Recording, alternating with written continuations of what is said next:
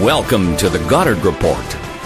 Comments made on the Goddard Report and TalkDigitalNetwork.com are an expression of opinion only.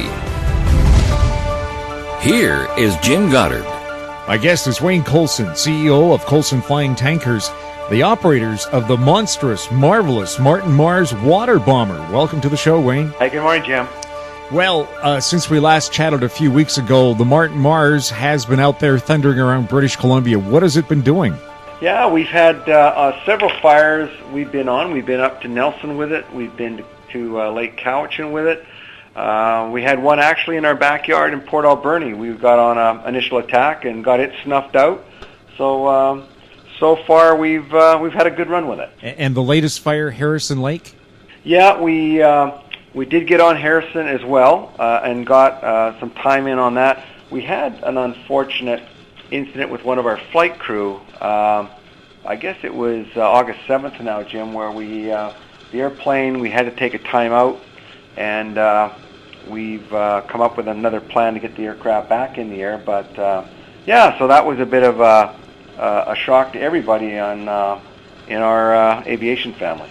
What happened there, Wayne? Well, we without getting into details, Jim, we had one of our senior team members come down with an undisclosed issue of health, and unfortunately he's still in the hospital. Now, something like the Martin Mars, the world's second largest air tanker, this isn't something that you would learn how to fly, in a couple hours in a simulator, is it? It's not, and we've have, many people have been in that program, and so what we did is reach out to an ex-member of the Martin Mars family that was working for Harbour Air, and Harbour Air were kind enough to allow him to come and fill in for us. And we have Transport Canada coming in on Monday to do a check ride, and then we'll be most likely serviceable early next week.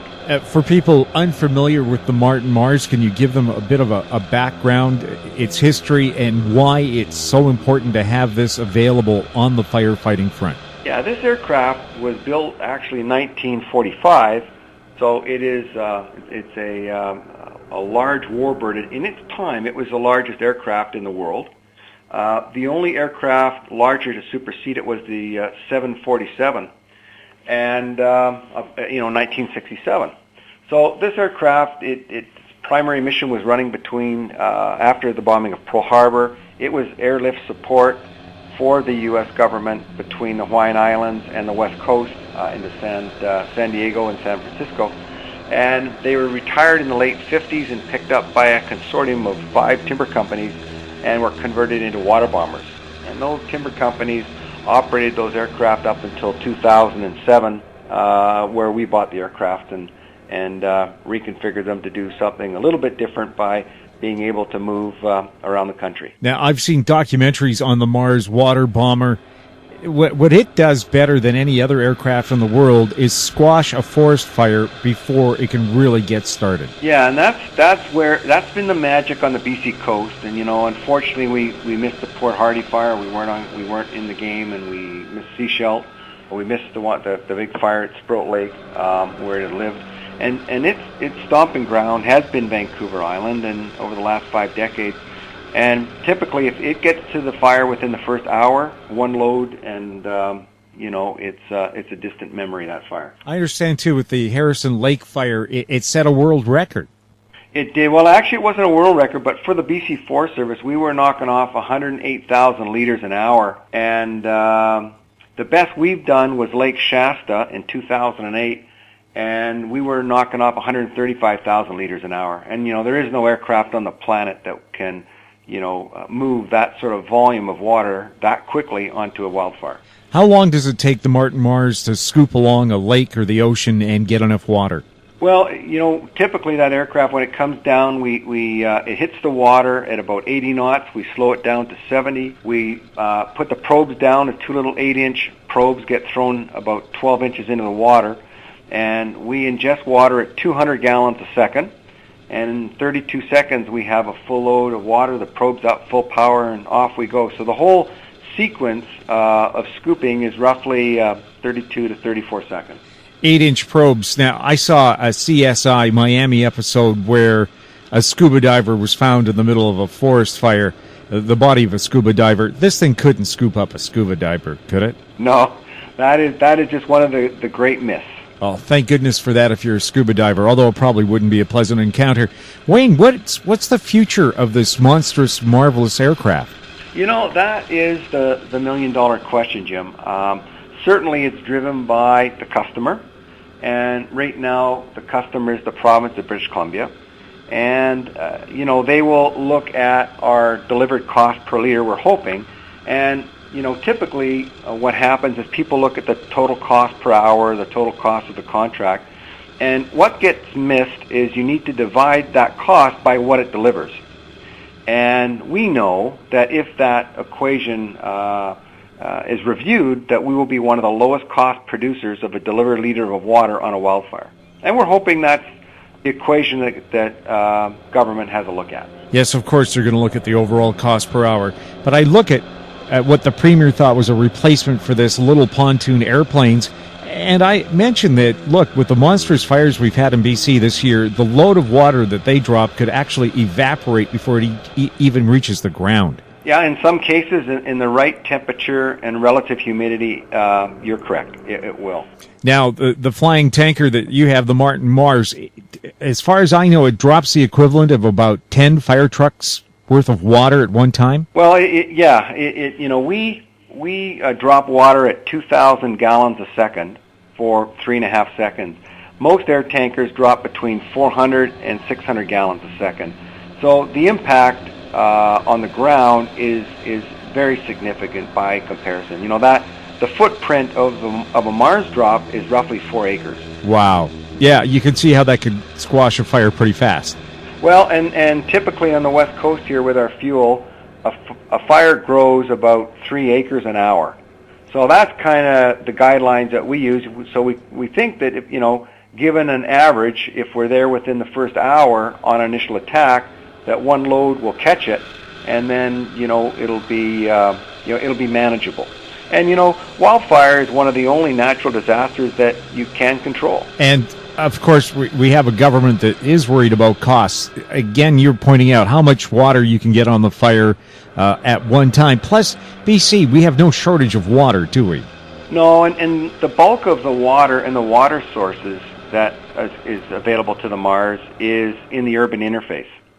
So, that's typically where if you get a lightning or a lightning strike or a fire close to a community, and we're there, there's a very good chance we're going to get that out. And I think that's what people have seen over the decades, and it's great that, you give us a voice and people get a chance to explain and talk about their experiences, because there just are thousands of stories of these airplanes putting out fire in people's backyards. Well, I saw the Mars water bomber in action at the Burns Bog fire in Delta. They told us it could take 3 weeks to 3 months to put it out.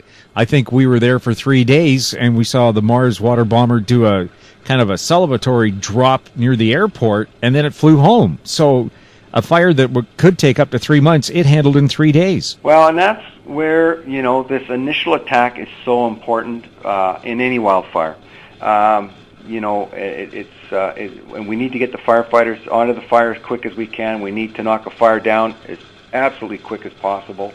And, it doesn't matter in what country, that experiences wildfires, that is the number one priority, is hit it as hard as you can, as quick as you can. We'll have more with Wayne Coulson right after this. More and more people are looking to the internet for intelligent, riveting, and thought-provoking interviews. To advertise on the Goddard Report and TalkDigitalNetwork.com, call 604-699-8600, 604-699-8600. In Goddard we trust.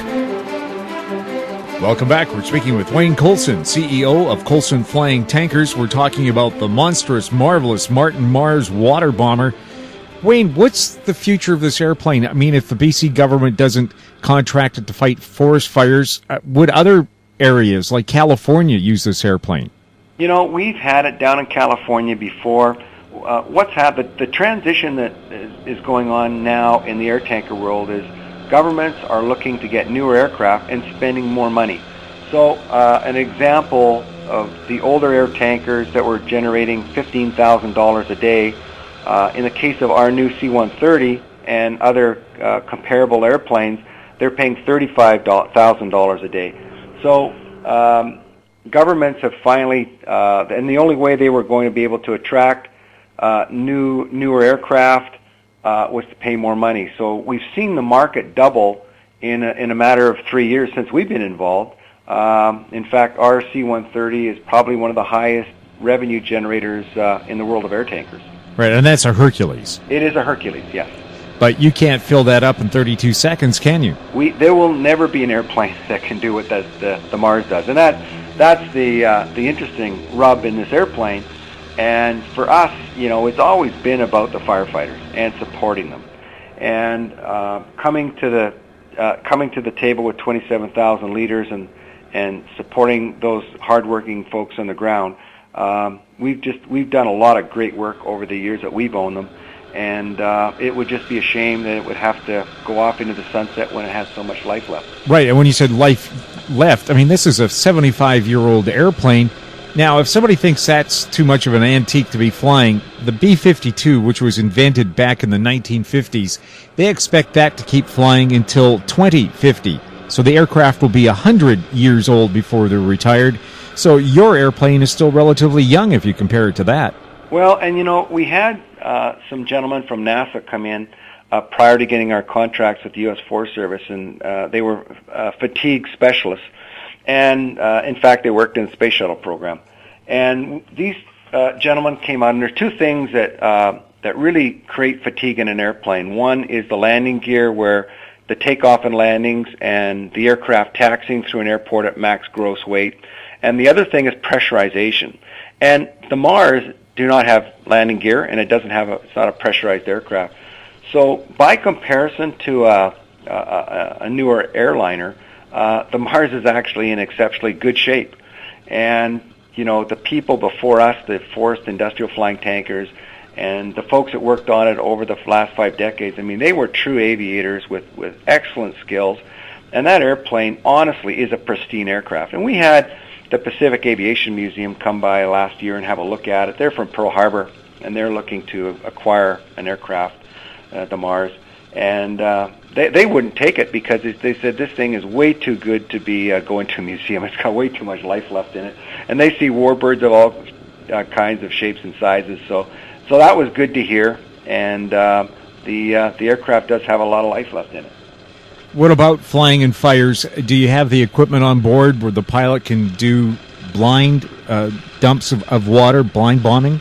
We don't. I mean, it's strictly visual what we do, but we put some of the aids we put in the cockpit to help out the Mars pilot is synthetic vision. So we have like mini TV screens where they actually can see visually the mountains around them, and we actually train the pilots. And one of the issues that the airplane's had, because it is so large, is if it loses visual sight of its lead aircraft, it needs to know where it is. So we thought by putting in some of these navigational aids into the cockpit of the aircraft and bringing new technology to assist the pilots and the flight crew, that will keep everyone just that much safer, and it's proven to be true. Any thoughts about replacing your 2,500 horsepower piston engines, those big Wright Cyclones, with turboprops that really are much safer to operate and probably cheaper to run as well? We have looked at that, putting turbines on it. We've had other companies look at it before us, the PATH company, and it would make good economic sense, but it's customer driven. And what that would do is give the level of safety of the aircraft 100% more. I mean, the motors proposed are roughly 5,000 horsepower versus 2,500, so we'd have twice the horsepower on the wings and it would just create that much safety for the airplane. So, but that's a longer term commitment we would need from our customer in order to take and put that capital into the airplane. Wayne, it would be a shame to lose such a valuable asset when it comes to fighting forest fires. And if BC isn't wise enough to sign you guys up on a long-term contract, could you see yourself maybe signing up with California, a place where we know you can predict every year they're going to have vicious forest fires? You know, one of the things we can't get around, Jim, is the fact that it's 70 years old. Now, we know this airplane very, very well, and it has strain gauges throughout the airplane. I mean, and we didn't put those on. That was a company before us, and that's leading-edge technology that the current aircraft are just putting on now. So the folks at Forest Industrial Flying Tankers, they were decades ahead of their time in the way they protected that airplane and the crew. So it would be a sad day if we have to lose the airplane. I don't think we're going to win the battle of age ever, because there are newer, faster aircraft like our C-130 out there now, and because governments are prepared to spend that sort of money, it's attracting, larger jets, larger turboprops, like, our aircraft that, these are $25 million firefighting aircraft, not, $1 million old World War II airplanes. But the thing is, you're still better with the 70-year-old technology. Well, in our case, because it is so unique and it is the only one in the world, that packs that punch. And the reality is, in our world of firefighting, there will never be an aircraft that will be able to produce as much water on a fire in a 1-hour period as the Martin Mars, given the right conditions. What do the fire crews say to you when they see it flying overhead? You know what? They just love the airplane. Wayne, I hope the Mars keeps flying for decades to come. Thank you, Jim. My guest has been Wayne Coulson, CEO of Coulson Flying Tankers. They're the people who look after that monstrous Martin Mars water bomber. Right now, a hero in the BC firefighting business. May she fly forever. You've been listening to the Goddard Report on TalkDigitalNetwork.com. Find us on Twitter at TalkDigitalNet. Find us on YouTube at Talk Digital Network. Comments about the show can be sent to info@HowStreet.com. I'm Jim Goddard. Comments made on the Goddard Report and TalkDigitalNetwork.com are an expression of opinion only. The Goddard Report is available online and mobile at TalkDigitalNetwork.com. The Goddard Report is a production of How Street Media Incorporated.